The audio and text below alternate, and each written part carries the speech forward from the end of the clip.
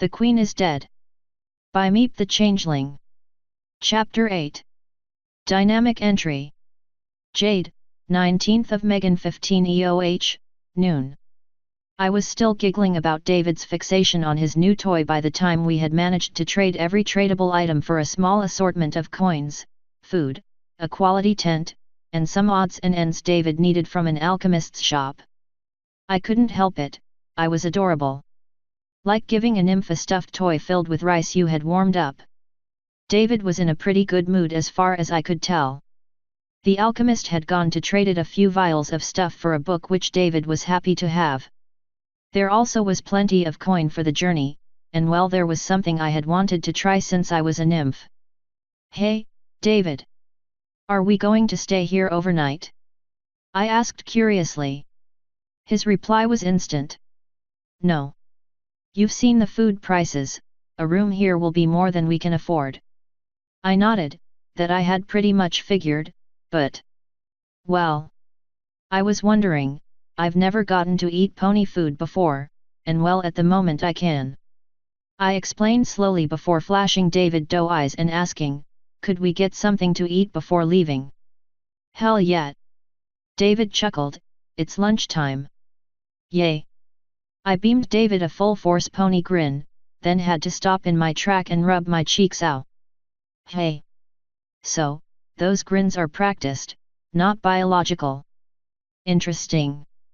David said with a small nod. Apparently. I muttered. That really stung. Fortunately my mouth was fine after a few minutes, just enough time to be given directions for Applewood's only inn, the Frightful Falcon. I was loving this city. It was a little disheartening to be under the open sky, but the whole sea of people of all kinds was amazing. As we walked to the inn I saw ponies of every kind, minotaurs, a kelpie, some deer, a few cows, the tail end of either a giant snake or a lamia, and even a sphinx. Though the sphinx was just napping on a rooftop. I made sure to get the best look that I could at her though. With some luck that would be enough for me to work out a sphinx form with some practice, she was very pretty. The Falcon was a pretty small place, which I honestly enjoyed. It looked a bit old, but the inside was cared for very well and decorated in a nice dark brown wood with green curtains and tablecloths for accents. That made the whole in a nice contrast to most people's pelts. It let me get a great look at everyone. I sighed wistfully as David and I finally were seated at a table. I wish we had time to stay here. A few weeks and I could learn a new form or 3. How does that work anyways? David asked with a curious expression. You're shifting, I mean. Oh well, we separate our consciousnesses from our bodies, destroy the old body, make a new one, and put ourselves into it. I explained. If you want to do a certain form, you need to know how it works. Most biological creatures are easy to learn, you just watch them for a while and see how they move and you can make yourself look like one. But if you want to actually be one you need to study a lot of things about them so you can well, make one. It sounds harder than it is. It just takes us time, our brains kinda just pick up on the details of the how. Like if someone throws a ball, there is a ton of stuff involved in your catching the ball, but you just sort of do. Which is why if you're really good at shifting you can even do inanimate objects, make up your own forms from total scratch. I once heard about a ling who turned himself into a heart and ribs to replace his lovers after she was hit by a troll's club. Grafted himself permanently into her, saving her life. The only real limit to what we can do, well, we scouts at least, is our imaginations, practice, and how much energy we have available. I finished. David gave me an understanding nod, it's not all instinct though, you need to practice. I nodded twice. Yeah. I mean, I could turn into a squid right now. I would probably look really bad, and I would definitely not move right. It's like drawing. It's an art. David nodded, opening his mouth to say something when a light blue barmare seemingly teleported next to the table. Are you just drinking, or do you want a meal today? Oh. I blushed, slightly startled by her sudden appearance. I'd like to try a fish meal please. Trout and chips sound good. The maid asked. I nodded, also some water please. She nodded and turned slowly to David. Do you need anything? She asked carefully. David sighed and turned to the mare with a tired expression. You're fine. Pony tastes terrible. It's a myth. If you have any red meat, I'll have that in a medium rare. If not, some bread and a pint of whatever your house ale is. Okay, I'll bring that right to you, she said before darting off. After a few minutes of talking about how far I was getting at learning how to use my short sword, our food was brought to the table, David paid for the meals, and our conversation suddenly shifted. You know, I think you know far more about me than I know about you. David said in an interested tone, as he destroyed my expectations by cutting the steak he had been bought with a knife other than his bowie. It was a small, folding, silver thing that he just pulled out of a pocket. Yet, I kinda ask a lot of questions. I admitted with a smile, sorry. What would you like to know? Well, it might be painful, but I would like to know about your folks. David said gently. You're my friend, I feel like I should at least know who they were. My ears fell as my mind flashed back 4 days. It's a little soon. David nodded, I understand. How about your home then? What was the huge electrum sun above the doors for? Oh. I said, smiling gratefully at the change of topic. That's the symbol of the sun, the provider of all life, warmth, and hope. Our hive was founded by changelings who believed the old legends and myths.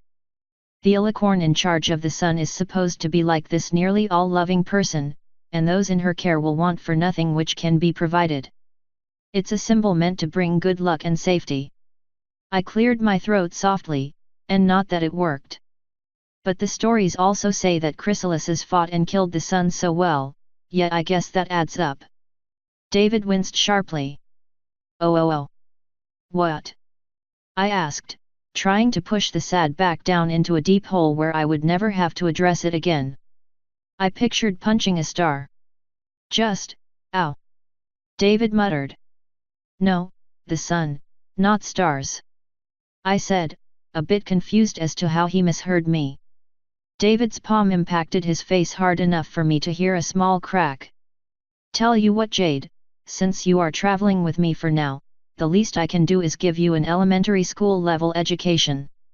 The sun is also a star. I raised an eyebrow. No it's not. It's like the moon. David sighed again and turned back to his steak. Skip it. The hell we will. I demanded, taking an angry bite of fish. The sun revolved around the world, just like the moon. That's just an illusion caused by the world rotating along its axis. The sun is stationary, and the world moves around it, with the moon moving around the world. David said, completely wrongly. Do you have a telescope? I asked in a deadpan expression. Well, no, but if you ever get a telescope, look at the sun. It's just like the moon, only on fire. I sighed. Fine, whatever. David grunted, turning back to his steak angrily. He stayed quiet for a long time, long enough for him to finish his meal, and for me to almost finish my own. Our argument hadn't affected my enjoyment of my first pony meal. It was delicious. All I had ever eaten before was love-infused dross, and probably some ambient affection as an adult. This stuff was delicious. As I reached for another bit of tangy fish, David finally started talking again. I don't mean to be rude, but can you get that wrapped up? This place is very close to one I was ambushed in. My ears perked in alarm as I looked up. I understood war veterans' quirks, my mother had been one after all. Oh? Why didn't you say so before? Well, there's nowhere else for starters. Also, I'm well aware that it's an irrational fear. It's simply eating away at me is all. I keep thinking someone is about to ask me for my papers. That's how it started. David finished with a weary sigh, and started to take a deep gulp from his mug. Midway through David's explanation, I noticed a new pony in the inn. A unicorn mare with a shiny white coat, shockingly blue eyes, and singleton straw yellow mane and tail cut into a nice, short-cropped pixie bob and a simple long flowing tail, and a cutie mark of a silver star with a lightning bolt coming out of it. She had a pair of backpacks on, and by her naughty/bemused facial expression, had overheard David talking, and was about 3 microns from pulling a prank on him. I smiled slightly, this might be pretty funny. The mare quickly trotted over, used her deep blue magic to tap David's shoulder gently and asked in a bubbly Germain accent, "Excuse me, Herr Traveler, may I see your paw?" David spit his drink out in a panic, pegging me right in the face. I heard his voice cracked as he shouted, "Contact!" David's chair crashed to the ground as he twisted up and threw a punch in one smooth motion. In a heartbeat the mare was on the floor, rubbing her face with a hoof. "Verdammt ich Gehirn!" She groaned feebly. David's hand flew under his cloak for his knife. I jumped to my hooves at the same time as half a dozen patrons got up, their own weapons suddenly drawn. Leaping forward, I grabbed David's arm with my hooves to keep him from drawing his blade. "Whoa! David! Knock it off! She's just a prankster!" David growled, still trying to draw his knife. It was getting hard to hold his arm still. A few of the patrons began to advance on us. Gulping fearfully I called, "It's okay every pony. He's just a war veteran." A collective groan filled the inn. "Sun's light." "Not another one," some pony muttered. "What do you expect? Prance sent so many dogs to the war, it's a wonder the whole place isn't flooded with them," another said. "I just prevented a senseless fight. It felt good." Hopefully David would snap out of it soon, because... The mare pushed herself up to her hooves and took a half step back. She gave the two of us a apologetic smile. Sorry. I heard your conversation, and I like joke. It wasn't funny," David said in a half growl, stopping struggling with a deep breath. "Where the fuck did you learn that accent?" he demanded through narrowed eyes. The mare blinked, confused beyond reason. She's from Germany," I said slowly. "So you know, German accent? There aren't any Aryan unicorns in Germany." David shot back. There are. It's our homeland," the blonde mare said, looking as confused as I was. David looked at us both like we were insane. "Germany. Unicorns are from Germany." But you are saying it wrong," the mare said in an annoyed tone, "it's Germany. Maine, not man." David froze, blinked once, looked the mare dead in her eyes and asked, "Do you mean to tell me, that there is a place on this planet, called Germany, populated by unicorns, who speak with a German accent?" The mare sighed a long, sad, annoyed sigh, ears flattening slightly. Strauben Holly, ich bin mit einem anderen Idioten jetzt stecken." David's right eye opened wide while his left eye remained still. "Zum Teufel? Du sprichst Deutsch?" My ears perked in surprise. "You didn't tell me you spoke German." David and the mare had a fairly long conversation in German. I wish I knew the language, as it was I had to guess most of what was being said. The mare seemed to be explaining something to David, which David would occasionally interrupt with an explanation of his own. After a few minutes the both started to laugh, and to my amazement shared a hug. I was just about to demand an explanation when David turned to me with the silliest grin ever and stood his chair back up. "Okay, so, want to hear the real Nazi conspiracy?" If that's what you were talking about," I answered carefully. David nodded. "Yeah. Apparently over in Germany about 90 years ago a group of unicorns best described as racist dicks started the whole ethnic purity deal and after some time go public office.